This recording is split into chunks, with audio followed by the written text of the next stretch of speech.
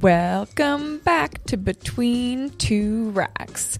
Today's episode, we're discussing why power belongs in the bigger picture of long-term development. So, let's kick it. To get us started, I do think we need to get everyone on the same page in terms of understanding what we mean by power. So what it is, and also we'll also go into what it's not, because I think that's where the lines get blurred a little bit if people don't truly understand what power is. So Porrick, can you explain to us what power training is for us? Yeah, really simply, power is the expression of force with velocity within the context. So it's expressing force at higher levels of velocity. So I always find it the easiest to think of it on the force velocity curve. So you get a maximum force where the velocity has to be really slow. You get a maximum velocity where the level of force has to be really low. And then everything in between that, where there's a decent level of force and a decent level of velocity, is what power expression is. So like the old school way of teaching it was always to teach the equation force times velocity. And that's what your power expression is. And then for us, that's basically training anything between, the range is a little bit all over the place, but 20 to 80% or 30 to 70% of your 1RM with as much intent as possible to move that load as fast as possible. So that's the very, very simplistic way of looking at power. Obviously, you can get into, this is going to increase motor unit recruitment, it's going to increase rate coding, it's going to increase synchronization of the firing rate. And all this kind of very beneficial adaptations in certain directions, but it's how deep do we need to go for laying out what is power? Yeah, and I think that's, in terms of what I was saying and what it's not, is for people that aren't familiar with how we view power, sometimes just view it as anything with chains is power. If you're doing plyos, it's power. So I just want to have the listeners understand that that's not what we're saying when we're talking in regards to power training. And powerlifting is not power. I think that's confusing to a lot of people. Yeah. Yeah, when you're asking what power is not, well, the clearest answer would be, well, powerlifting is not power, because powerlifting is maximal strength. Yeah. And then in regards to, like, I guess you kind of said you're looking at the 20 to 80% of 1RM in terms of being power. Is the best way to train power and express power is the best way to put it, because you can't say, like, obviously sprinting has 0% of your 1RM because you're running a maximum space, but it's not like it isn't an expression of power. It's just not the training zone that we are going to use for loadability when training power. Okay. So it's just one of those things, like plyos, like bodyweight plyos. Are they specifically training power? No, but they will have a power expression and will contribute to power through the stretch shortening cycle. So it gets a little muddy, but that's what I'm saying. 20 to 80% is the loadability of exercises that we'll prescribe for the development of power. Because one way you could look at it to kind of simplify for people is, if we're using the broader spectrum of 20 to 80% of 1RM, well, 80 to 100%, this is strength. This is purely strength, maximal strength development. So on one end of the force velocity curve, you have strength. Then on the other end, which would be your 0 to 20%, would be speed. Whereas the purest expression of speed would be sprinting, which is at technically, not technically, but 0. But there's ground contact forces from gravity and on and on. So it's basically, you have like some 20% windows on both extreme that are either speed or strength. And then in the middle, it's different scales of power expression. And then technically speaking, on a pure classic weight room exercise, the 50% would be that middle ground where you can see usually the cleanest expression of power output, because it's basically that blend of force and velocity. Yeah, but where it gets a little weird and a little funky is training both maximal strength and training both maximal velocity will help power expression on a long-term perspective. Indirect way of it. it. It's not like you have to train at 70% to improve that quality. No, training at 80% is going to improve your power expression at 70%. It's just whether it's how specific it is and when you need that adaptation to occur is sort of the juggling match you have to play. Yeah, so you can almost look at power on two fronts. So you would train power based on what's your limiting factor, or you would train power based on what are the sporting demands in which you need to express that power. So, for example, if you're playing American football, a cornerback's need for power are not the exact same as a offensive lineman's need for power. So if you want to be specific, one corner versus one O-line would not necessarily train power in the same way, because the O-line needs to develop power against a opposing opponent, whereas the cornerback, usually it's power in relation to their own body weight versus gravity. Yeah, I think that kind of ties directly into the next part of the discussion, was who benefits from power training, because obviously we know athletes need to develop power. And like you're saying, some athletes, even within the sports, then need to focus on different types of power. But this whole episode is about why we believe power belongs in a lot of people's overall long-term development of strength training. So I just want to kind of go around of who you believe benefits from power training outside of just athletes. I mean, anyone, to be honest, like unless you're like a completely Beginner, yeah. like a complete beginner, or you have like a drastic injury. Like, I feel everybody can benefit from power, because one of the problem, I mean, like it's the same for me, for example, is, you know, like you play sports and you move around your entire youth. And then like after university, when I was like 21, 22, I mean, I stopped playing American football, moved to the U.S., stopped doing martial arts. So my level of sporting action decreased drastically. And then I decided to focus more on bodybuilding. So the only activity I did was walking or strength training. Yeah. But strength training, you know, with, you know, like higher repetitions, slower concentric velocities, more isolation workout. So what happens is then as you get older and you're not touching any other types of velocities and any other types of motor patterns, then you quickly start losing that skill. And then as you get older, like Porrick was mentioning in the previous podcast, as you get older, this becomes one of the first skill you start losing. Yeah. Use it or lose it. Mm-hmm. But I think that ties into two main overarching categories of people that benefit from it. So we know you don't want to do it with the pure beginners, but once you're at that basically intermediate level, it is something to begin introducing to the training.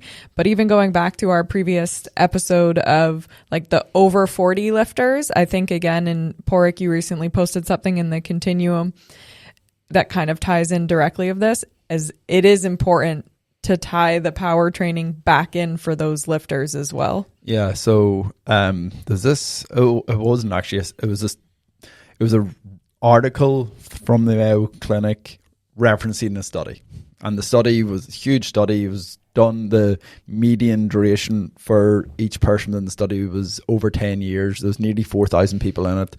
The age ranged from about, I can't remember, it was 45 or 55, right up to 70, and it showed that power expression was had the best correlation, or a better correlation, between all-cause mortality and than strength training, basically.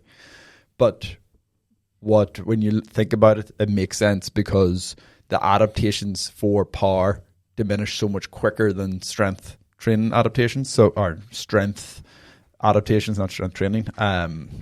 So it's a very sensitive marker. So if you can see power going down, all of a sudden it's most likely strength is going to follow that pattern as well. So if someone never touches power and only ever does really slow strength training, obviously power is going to go down and strength will stay up, but generally there's going to be a cause and effect, and strength is also going to start diminishing at some point as well. But they were looking at this in terms of, all right, this is to keep people independent. So can they get out of a chair? Can they walk upstairs? Yeah. And the big thing to take into consideration there is it power or is it a strength reserve? Because if standing up out of a chair is a 1 RM, you're in trouble. Yeah. But if it's easy, all of a sudden it's an expression of power because it's so sub-maximal that you're able to do it at a reasonable velocity. So and even for the elderly, we always talk about it, and it's more direct, like not getting out of a chair, but catching yourself when you're falling, because then you're dealing with that impact and the ability to handle it. I mean, the elderly, if they break a hip within 1 year, that's the greatest predictor of death. Yeah. And that's just from not being able to catch yourself when you trip and fall, So that's the thing, catching yourself when you trip and fall. It's so like to rewind a little bit.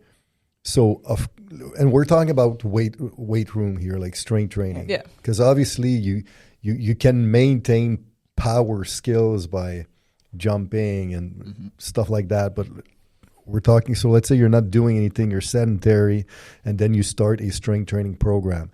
Of course, in the early stages, slower lifting, and by slower lifting, I'm talking about mostly the eccentric here, because like our standard tempo for the novice is 4-0x0 for the primary multi-joint movement. So the X and the concentric, we're actually attempting to teach concentric acceleration, but the slow eccentric, we're using a slow eccentric to build tissue tolerance, but also to build eccentric control, to build positional awareness, and on and on. But the problem is if you always just train with a slow eccentric, yes, you build control, you build some type of eccentric strength, but you never teach the brain on how to cope with fast eccentrics. And on top of it, the reversal from eccentric to concentric via a fast eccentric. So when you're walking and it's slippery and then you fall and you don't have that skill, as soon as you strike the ground, you're going to collapse. But if you've introduced some faster eccentric and you've built the capacity to withstand the forces of fast eccentric and improve the reversal skill, well, then you slip, you strike the ground, and now you have the eccentric forces, absorption capacity to deal with that, and then to reverse that kinetic energy into a concentric action to stand back up. Yeah. So that's why at one point to always train slow with that controlled eccentric will be a detriment, even for like the gen pup who's getting older. I think it's both too, because you go back to, I know for us, 4 isn't really slow. It's just kind of standard where you begin, then you get to intermediate, you get to advanced, and those tempos pick up. But once you're looking at power and you're talking about like a 2 or a 1, like you need to have the control and the control of the technique and the movement to be good at power training. Because I know when I did my few blocks of power, like it's different. Like you have to be ready to move the weight, to go fast, and it's just such a different feeling when you're actually doing a power phase. Like a lot of people always train fast. Like some people don't use tempo. I know we have a new student who's doing some online programs with us, and she's coming from a CrossFit background. So she was messaging me. She's like, "Ooh, this tempo is really nothing that I've ever done before." And she's not necessarily saying like her CrossFit was always power training, but she just didn't do a controlled tempo. So that's what's like really slamming her. And on top of it, it's like a GBC program. So it's like a lot of work. So she's getting really, really sore from it. But I think it's important to go through those tempos before going to like a true power phase. Yeah. But then you also, like, while a true power phase can be very beneficial for a lot of people, we don't need to train power for everyone in a truly optimal power setting for them to get the benefits. Something as simple as adding modified strongman conditioning into their programming will have a somewhat of a power generated like benefit for them. Like, are they doing it under fatigue and it's not optimal power output? 100%. We're not saying this is the best way to develop power, but you are exposing the tissues to higher velocities and different movement patterns. So the tissue is still getting better at absorbing and redirecting forces at different velocities, which is going to have a power benefit, especially if people are completely untrained. Well, I would say that especially is with the general population. Exactly. Like that's the way to introduce it and to use it at first. Yeah. It's not like, okay, I need this person to train power. We're pulling away any work to failure. They're going to do this with 6-minute rest between sets because we need a optimal power development. Okay, that maybe that has a time and place if you need optimal power development. Not everyone needs it. They just need exposure. Well, okay, so what Porg brings up is it's exactly where I was going with the next point. Yeah. It's now we need to differentiate power for health and injury prevention for the Gen Pup, and then power for your weight room endeavors. Because for the Gen Pup, the older person, when we're talking about power as a injury prevention, it does not need to be in the context of a strength training session where we're doing contrast training or complex training. That's not necessarily what's needed for that. So to have a properly built dynamic warm-up with plyometric element might be a good introduction to now start doing modified strongman at different loads and velocities and planes of movement. That might be a great step, and just that will be more than enough to maintain or even build the abilities for power output for injury prevention. But because Kilo Strength Society, when it comes to our target clientele, we're dealing mostly with coaches who deal with clients in the weight room. Now, the other aspect is, do everyone or can everyone benefit of power training in the weight room? And this is a little bit more where we wanted to take this discussion. Yeah. And although, like Porg says, not everybody necessarily needs power for the sake of power development in the weight room and developing like strength speed in explosive strength or speed strength, stuff like that. But I do believe that everybody can benefit from power training simply as a means of avoiding monotony and redirecting like enthusiasm to training.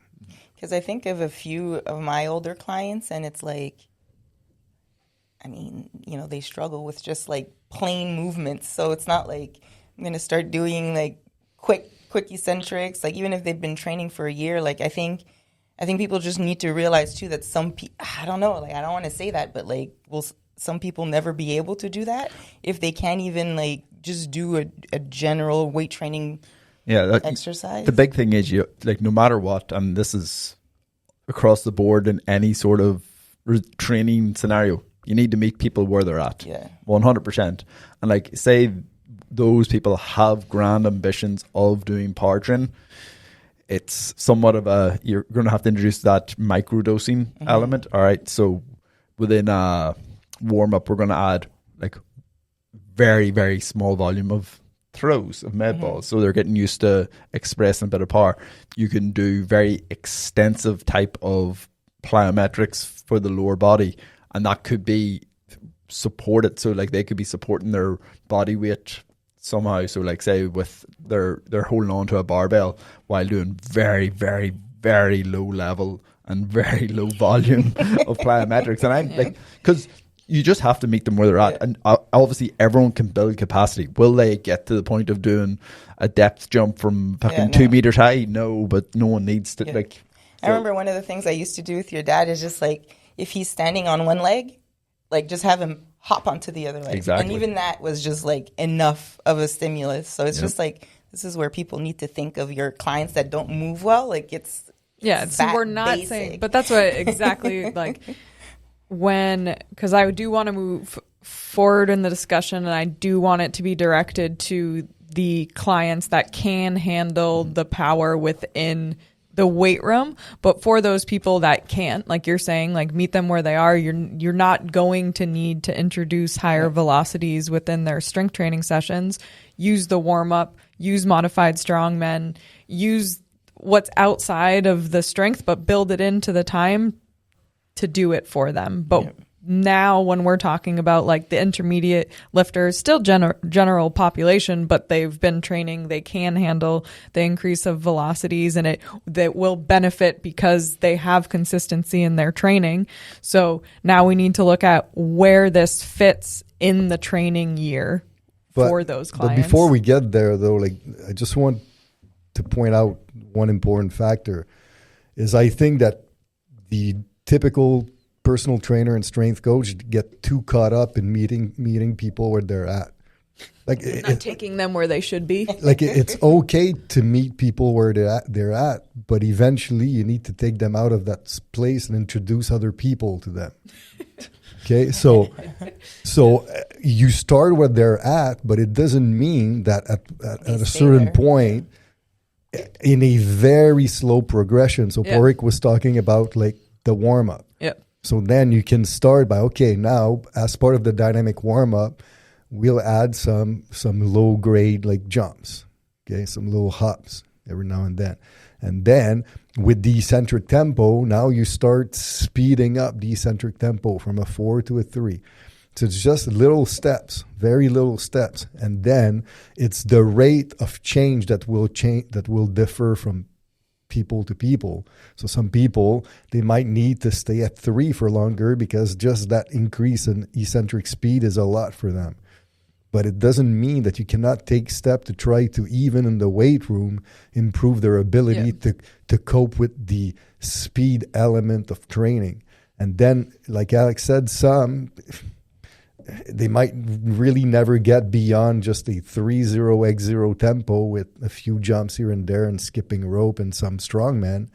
But it doesn't mean that some won't have the ability, something you didn't even realize could be possible with that client, to go a step beyond and now starting to do like static jumps while they're sitting on a bench and they're jumping onto a little box. And that maybe took that client a year, but it doesn't mean they won't be able to. And then just like the face you see on a client when the first time they do a chin-up, the face you'll see on that client the first time they can do a static jump onto a small box and land that jump, it's pretty cool. It's cool to see. And it's nice sometimes to, especially if you're looking at longevity and keeping your clients for a long time, it's nice sometimes to find goals and targets that are outside chasing numbers in terms of strength and or chasing numbers on the scale. Okay, because at one point, like body composition and maximal strength, there's just so much you can gain. Yeah. So to have diversity in your training goals keeps the training more interesting, more challenging, and it allows you to have better longevity with your clientele. Yeah. And use it as, like you're saying, the source of motivation. So not just using the physique and body comp changes, like have the athletic ability be part of the motivation, because that's what training is. We're doing something physical. You want them to want to keep getting better. So going back to where power fits in the training year. So this one will be a little bit complicated because obviously it depends on a lot of things in terms of the periodization. So where do you want to get started for this discussion?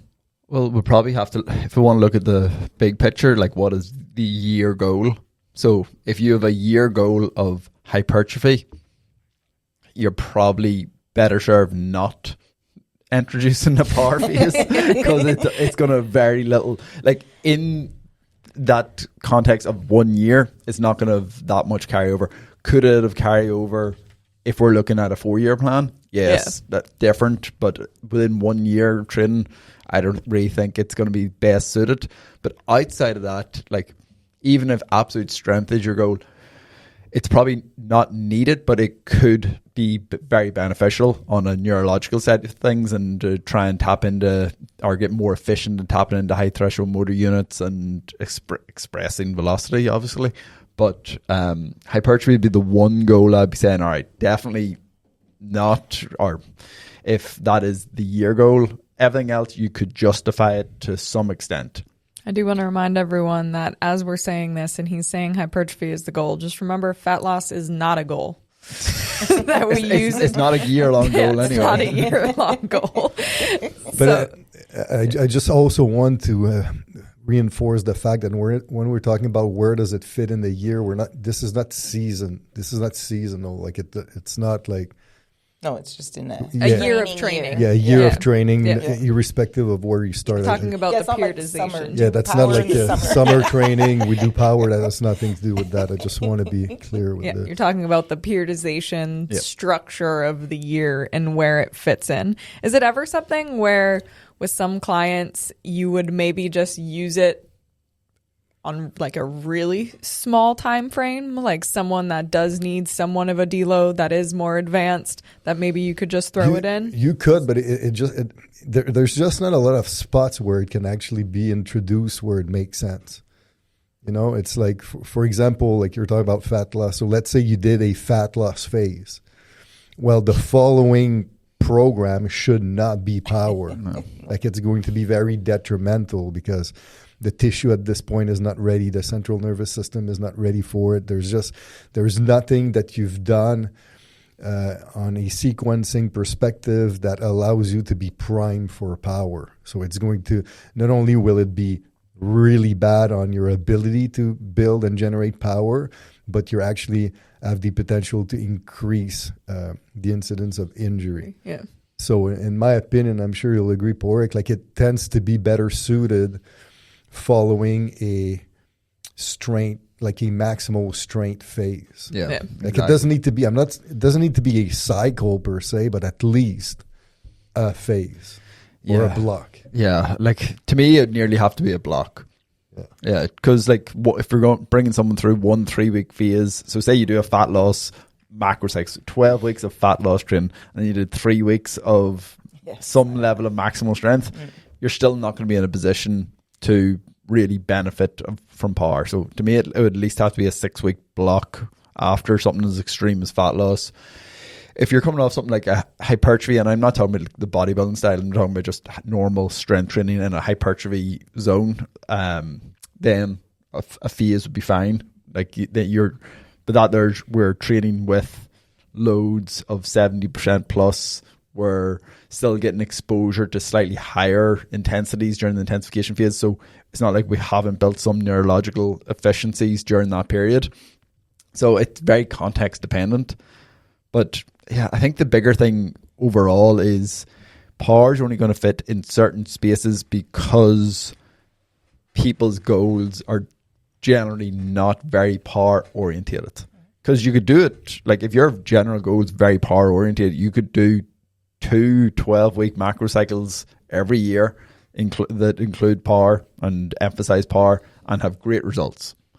But if you're not very power oriented, that's probably a waste of at least 12 weeks of training, if not more. To do it for it's tricky because this discussion is super hyper nuanced because that's what we love. So for example, so if you're doing strength based hypertrophy and you're doing the accumulation phase of a hypertrophy macro, and when I'm saying hypertrophy macro, I'm not talking about hypertrophy specialization, I'm talking about strength-based hypertrophy, and concomitantly, you are doing some form of conditioning where that conditioning modality is, for example, running. Mm-hmm.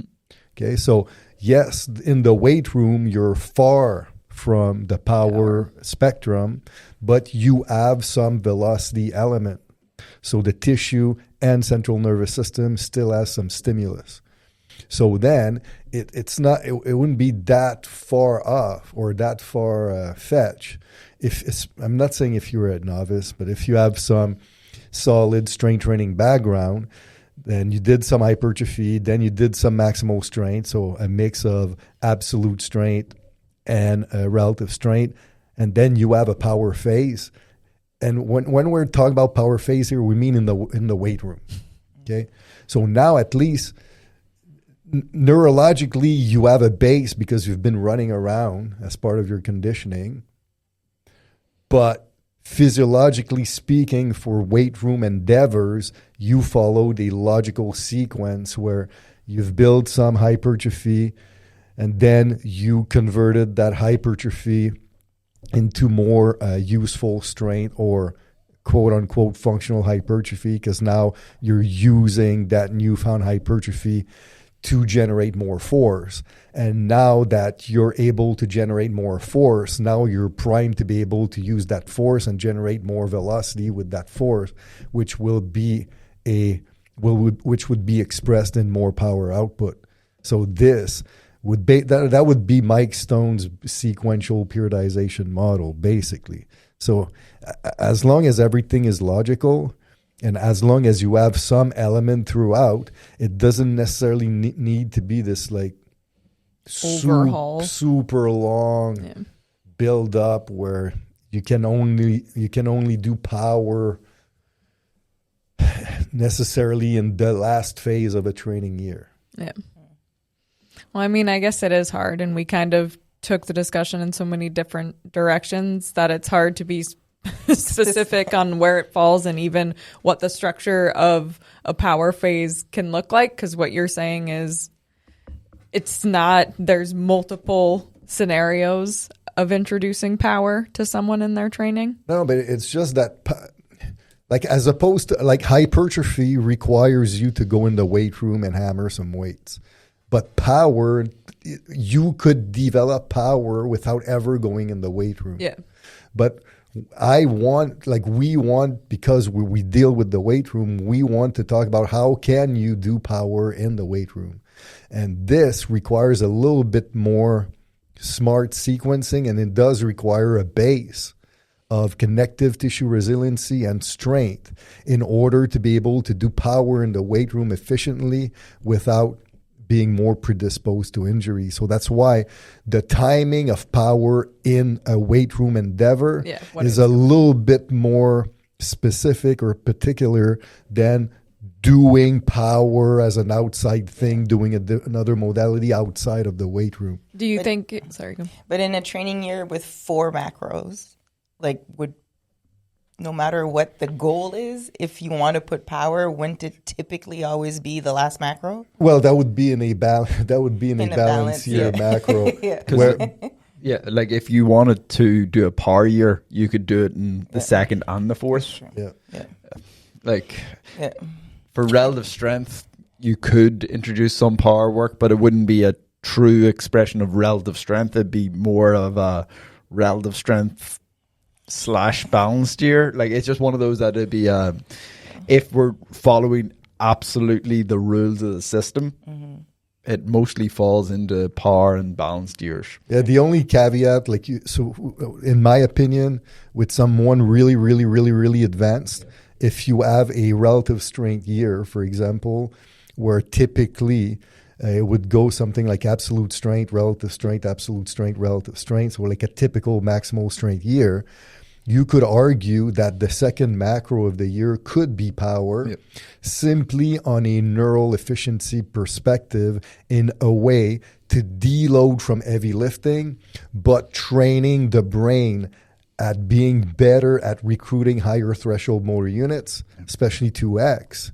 but at a completely different spectrum of the force velocity continuum, which could be a good quote unquote 1 step back to go 2 steps forward, because you kind of deloaded a little bit really worked on efficiency and brain capacity, and then you go back to an absolute strength macro on macro 3, and then you finish specifically with a relative strength macro, so that basically week 52 or week 51, you actually have your ultimate peak week for your new PRs. Yeah, and they'd be moving away slightly from the undulating model. You could go absolute strength, relative strength, power, relative strength, to have that neurological input and deload right before your peaking macro cycle. So there's loads of ways to do it. And let's keep in mind that by doing this approach, the accumulation phase of a power macro are basically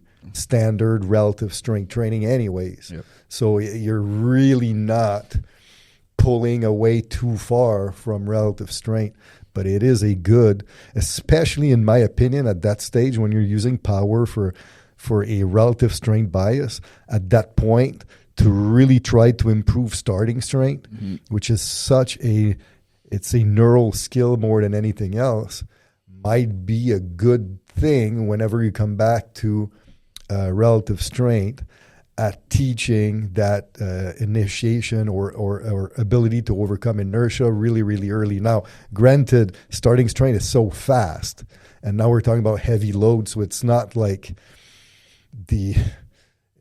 you're learning to exert more force with a super heavy load, but you are teaching the brain to recruit a ton more motor units in the early stage of the initiation of concentric force, which could then translate, if done properly, to more motor units being recruited in the early stage of a heavy static overcome by dynamic, which then could lead to higher force production potential. So it's very indirect, so that's why I was saying that could be useful with a very, very, very advanced trainee. So I know you just said, so you're focusing on developing starting strength. So starting strength, and then there's speed strength? No.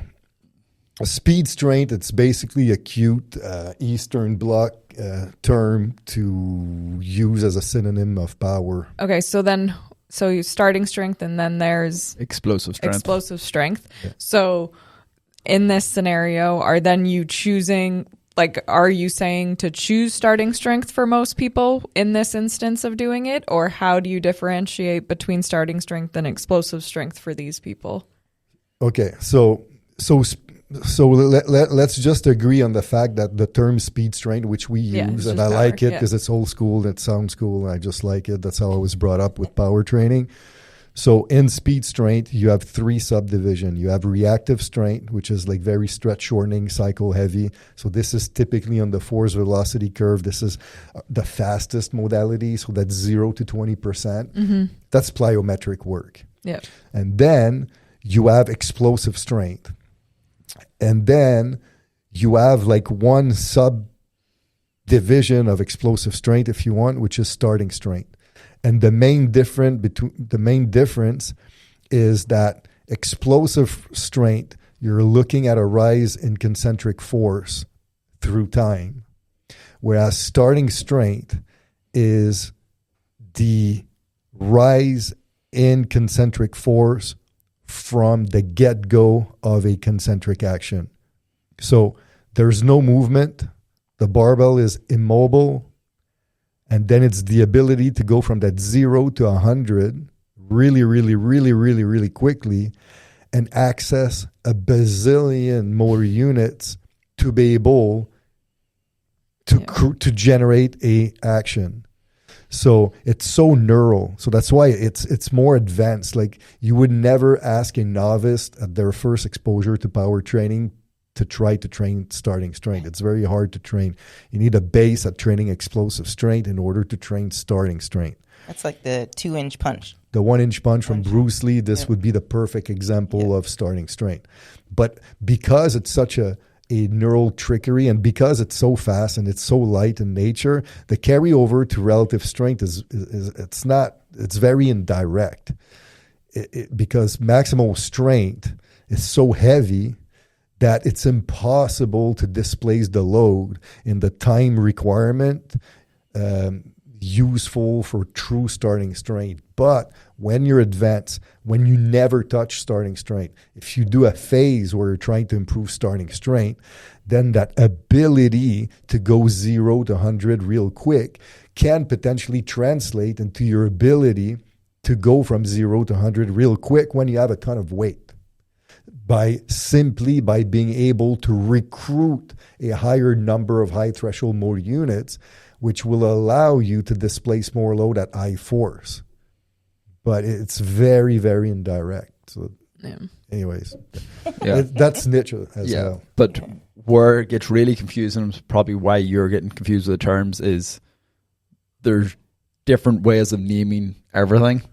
Because while we use reactive strength, starting strength, explosive strength, there's also acceleration strength, speed strength. I've heard it a million times. And it still fucks me up every time. And then I listen and then I'm like, okay, it makes sense. But then the second I haven't read or looked at or studied it for a second, I default to like getting confused. Then some call reactive strength reversal strength. And then some use starting strength in that model too. So it's reversal strength, starting strength, speed strength, strain speed, acceleration strength, absolute strength. Yeah. So that's good luck. Yeah. Like the terms are so all over the place. Like that's why we definitely have a very simplistic overview of them all, but it also, for most people, doesn't need to be any more complicated than that. Yeah. So it's just like, all right, here's the big categories. Exactly. So that's why we like to use these more simplistic terms, because they're a little easier to implement in the weight room.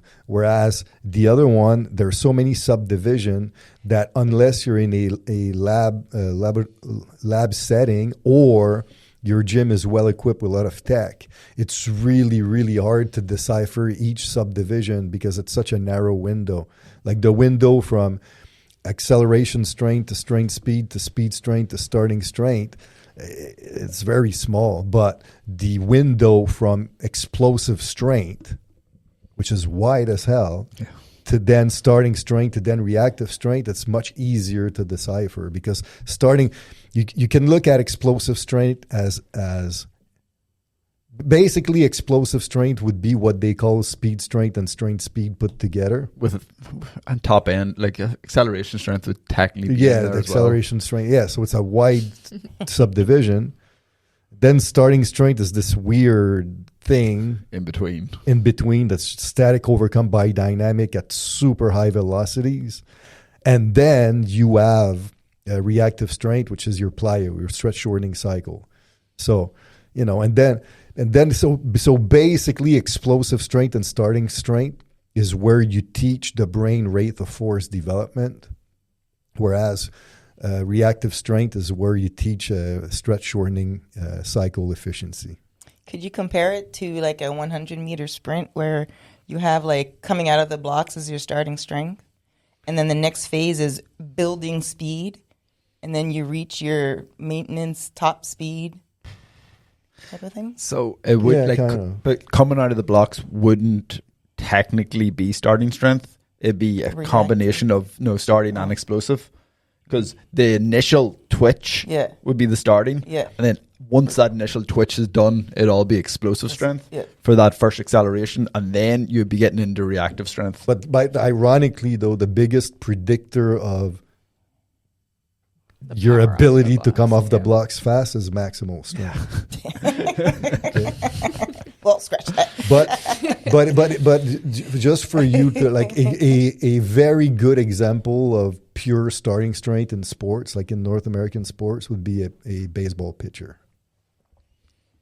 So a pitcher in baseball, this is pure starting strength, because the outside element that you need to overcome is extremely light. There's some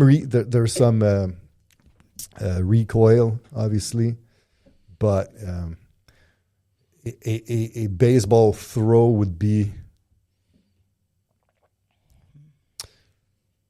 I'm talking about the four main North American sport.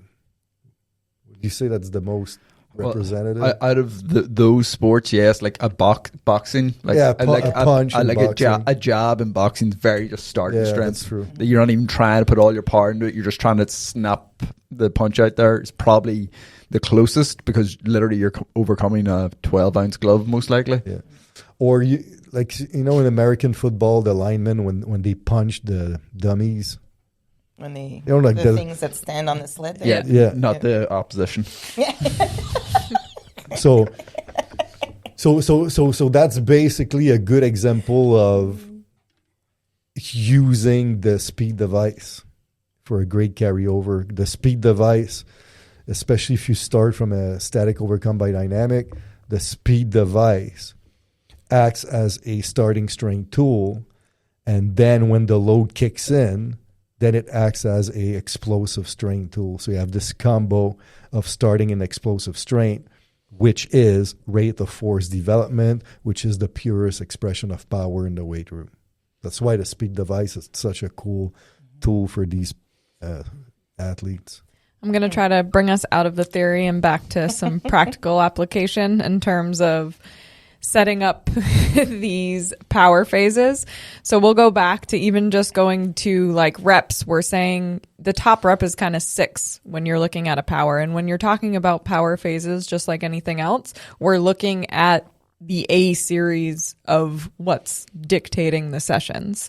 So to get into the designing of the actual sessions, what would be some parameters and goals that you would set out for these people when they're designing the programs?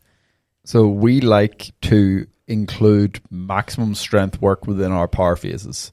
So generally that is the best way to have translation within the weight room to develop power while you're somewhat just trying to maintain your maximum strength, but you're using it as either a potentiation or just there as a strength maintenance at the end of the program. But like you're saying, the top end of the rep range is 6, bottom end's 2.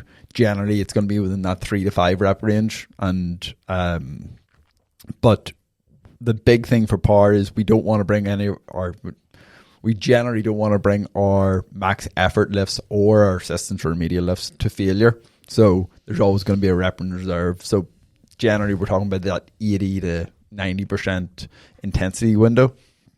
And then depending on what type of power session we're doing will dictate the orientation of where that max effort lift is in relation to the power exercise or in relation to the full session. Because you could have something like a complex session where the max effort lift is the very last exercise of the day, and the previous exercises were all lighter, higher velocity exercises. So the max effort isn't providing any level of potentiation here. It's there as a way to maintain that quality. Or it could be the reverse, and the max effort lift is the very first exercise of that day, and then that's going to have a potentiation effect on higher motor unit recruitment for the velocity exercises that precede it. For someone that's never done a power phase and they're doing it for the purpose of why we're laying it out in there, which one between those two setups would you select for them? So that's where it gets complicated, because if someone has really bad work capacity, doing the max effort lift first is going to fatigue them. Yeah. Whereas if the good work for, capacity, it's actually a really, really good way to get that potentiation effect. If someone has never done power before and has very poor ability to express power and velocity, starting them with a power and velocity exercise could either do nothing because they have no ability to do it, or allow them to express that. So to me, it's a very individual thing based on what I know about that trainee. I think Steph might have a slightly different answer to that, but that's how I always look at it. There's too many factors to have a set in stone rule for me. I mean, I approve of Port's message, but the only thing I would say is, like, I always believe that you need to adapt to the training to the client you have in front of you. But when I don't have information, if it's the first introduction, I typically always go the same route. I'll start with the velocity first, and then I'll do the max strain at the end. And the reasoning is, well, you're a novice to power training, so I don't have information on how you're going to deal with it. So I'd rather do the power movement when you're fresh at the beginning of the workout and then see how you perform. because typically somebody who's new to a stimulus of power, the potentiating effect of doing the max strength exercise first will have limited impact. I think that's an important nuance to bring back into, is like, just because you're advanced within our system and in training age, that doesn't mean then you're advanced in power. You're still novice in power if it's the first time you're doing it. And it doesn't mean even if you're really strong and advanced, have been training for that long, you're going to be good at power. Yeah. Well, and then there's a lot of people that they've been training forever, but they're still not advanced in strength. So it's just that there's so many levels of competency with trainees. But I firmly believe that you need to adapt the training to the client, but it's okay to have like standards of, okay, I don't know. I'll try this. I'll default to this, and then we'll readjust. Yeah. And then in regards to like the actual designing of the session, so like exercises, when you're building that session, I know a lot of people, because we used to have back when the programs we archived, the power phases would have things like contrast or complex. So then that's what they thought power training was. But it's not necessarily always those things. You're also just designing somewhat normal of a session structure, but then introducing the velocities into the exercises. Yeah, but like I'll just go a little bit, then I'll let you. That to me, it's more like power introduction. Like, let's introduce you to power elements in the context of strength, so you have some exposure. But it's not necessarily pure power development. And because these programs were geared towards anyone, where we have zero information, where they initially came to us for either body composition or maximal strength development, we figured that it was a smart thing to introduce power elements in the context of a strength workout without it being a pure power session.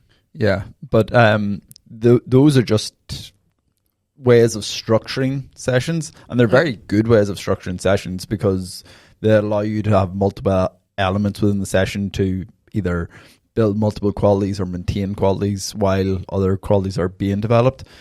But yeah, there's a ton of ways. Like, technically you can go in and just do a plyometric only session, and that would be a power session. It's just probably not what we're going to advise 99% of people to do with their time in the weight room. Yeah. So it's very dependent on what the needs of those people are. Because like, unless you're training an athlete, when we're talking about power training for a weight room individual, all we're trying to do is to give them some elements to teach so they can learn to generate force at a faster speed on standard strength training movement. Yeah. We're not talking about making this trainee who trains 3-4 times a week in the weight room and then he's working at his desk the rest of the week.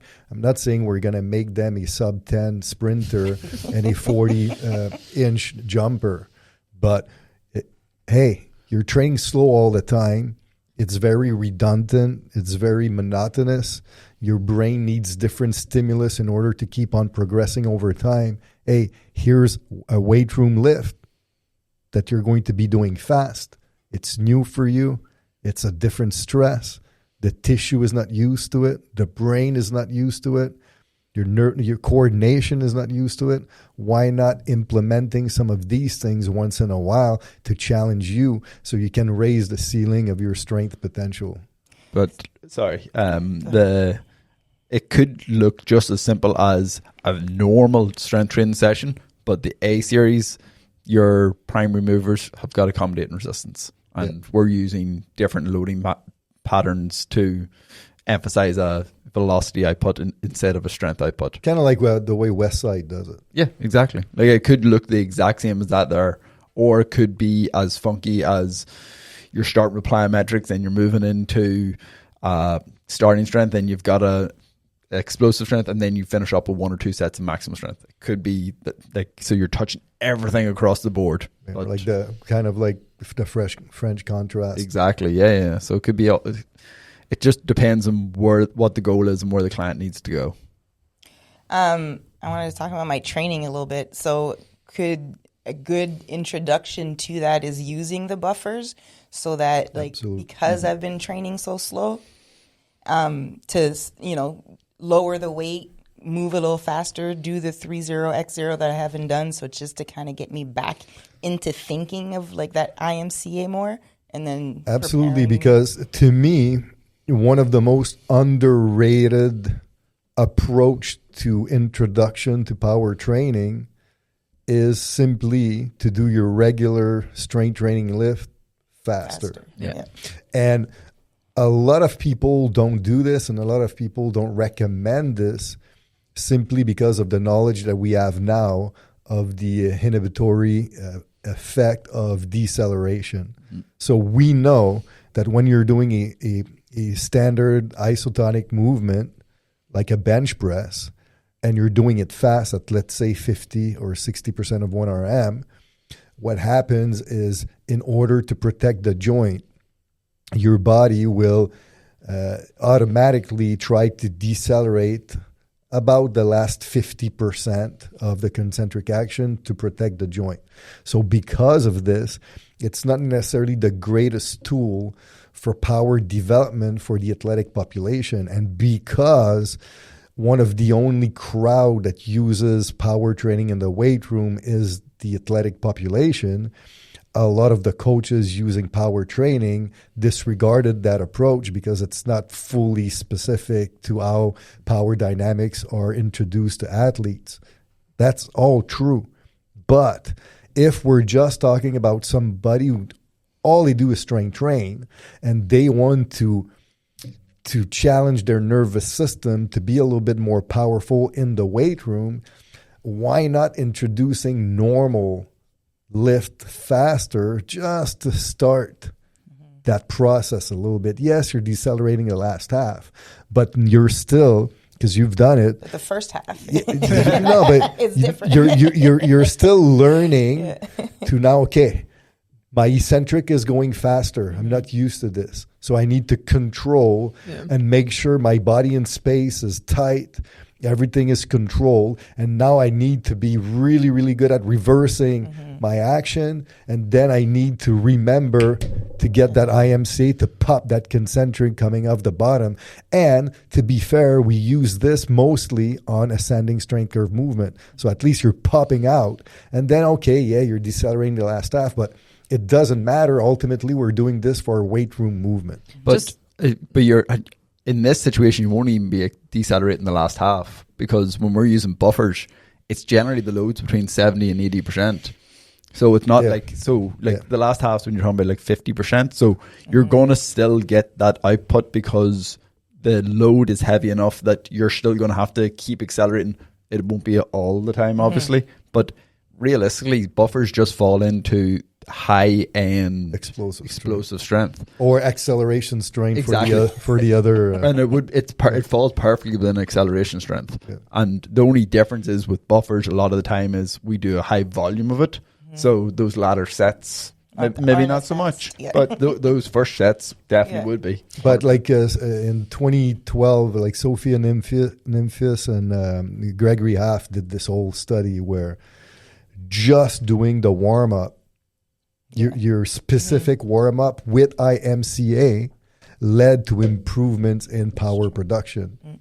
So, of course, 100%, using the buffers, like Porrick says, which is typically north of 60, 70% anyways, you're going to.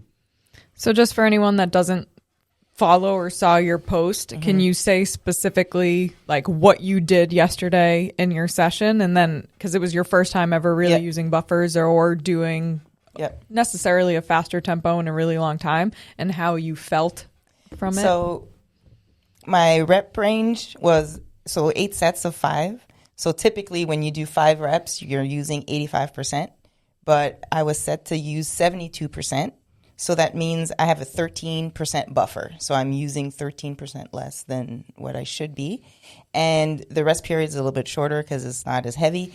But the goal is to really like learn to move faster, control that eccentric, and really try to get that IMCA. So it was cool to, I mean, the first few sets were a little weird because I'm used to going to like that 4-0-1-0 basically for the last few years. But it was cool to feel like I could move faster and stuff. And of course, like you said, the last 2 sets were they sneak up on you. They sneak up on you, but it was fun. It was like good, and I could feel. I mean, it's such a small difference, but it's a huge difference in the way. Yeah, it's a different stimulus. Yeah, like in the totally end, different. And it's like, but like the concentration has to be really there because, you know, when you're preparing, when you're at that last end range of motion, then you know you're gonna have to reverse and be quick. Like you still want it to you want to control it, but you still want to be quick. And but see, I like this because this was exactly my point with the topic of this podcast with your Gen Pup. Yeah. Like, we're not talking about power, like freaking Olympic athlete or whatever. We're just saying, like, hey, don't, like, get out of your comfort zone of 4-0-1-0 for life all the time. There are ways to, you know, create a novelty stimulus that keeps the training interesting, that changes things a little bit. And it feels completely different. And now it's cool, too, because she has a buffer, the strain on the joint and the tissue is not the same, but she still has a ton of volume. She has a 40 rep volume at a 74% average intensity for the mesocycle. So if you want to learn more about buffers, intramuscular coordination seminar on the Continuum. Well, and then we also have our power course, which specifically, I mean, that goes more into the like true methods. Power methods in the weight room. Because even when we first came out with that course, we were like, again, this is power in the weight room, not specifically for sports performance, just overall power development for people's strength training. Yeah, because it's organized different than we do for sports performance. The methods are much more weight room specific than for sports performance, so it's definitely weight room specific, but that's what the sports performance course is for. So we've discussed kind of when, how, why people should use power within their long-term development, where obviously if you listened, followed along, we're not saying to throw this in next week just because we said everyone should add in some power. Plan it, structure it properly. And I know looking at our demographics, our biggest listeners are from that 30 to 45 age bracket. So we are talking to you. It is time to start using it before you lose it. But I think it was good, Alex, you brought up the buffer, because again, that's just a kind of smart way to not even have to drastically overhaul kind of your periodization for the entire year and be able to incorporate it in to potentially what you already had planned with your training. Yeah, because essentially, Alex, right now, like she's doing an absolute strength macro, and that was a accumulation phase. Yeah. So she's hitting her volume target, but with the buffer, which allows her to focus a little bit more on the increase in concentric acceleration. Whenever it's power, we always end up kind of bouncing all over the place. It's such a niche, misunderstood topic within our field. Like, obviously, there are people that are heavily focused on power, but I know, Steph, it's always been like kind of a passion of yours is digging through all the complexity of it and making sense of it so more people can find applicable information for power development. So, trainkilo.com for courses, training programs. See you next week.